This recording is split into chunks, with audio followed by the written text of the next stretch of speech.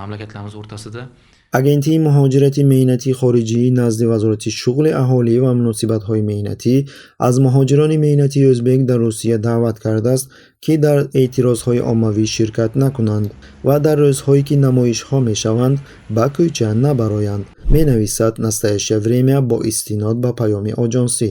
рӯзҳои охир дар минтақаҳои гуногуни Федератсияи Русия намоишҳои оммавӣ баргузор шуданд, ки ба таври расмӣ аз ҷониби давлат иҷозат дода нашудааст.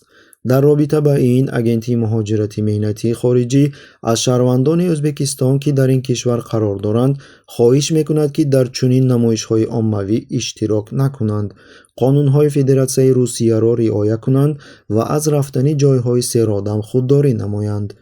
иштирок кардан дар чунин корҳои ғайриқонунӣ метавонад боиси таъқиби ҷиноятӣ ё депортатсия гардад, гуфта шудааст дар паёми мақомот ба муҳоҷирони ӯзбек.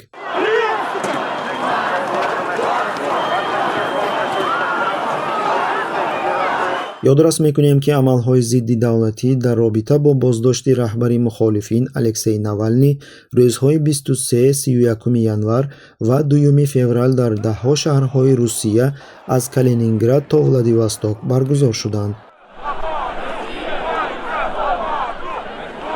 мусоҳиби хабарҳо, фаъоли маъруфи ҳуқуқи инсон Баҳром Ҳамроев бар ин ақида аст, ки мақомоти Ӯзбекистон пеш аз ҳама на дар бораи амнияти муҳоҷирони меҳнатӣ, балки дар бораи амнияти худ андеша мекунанд. агар муҳоҷирони меҳнатӣ аз Ӯзбекистон дар чунин гирдиҳамоиҳо ширкат варзанд, онҳо сиёсӣ мешаванд.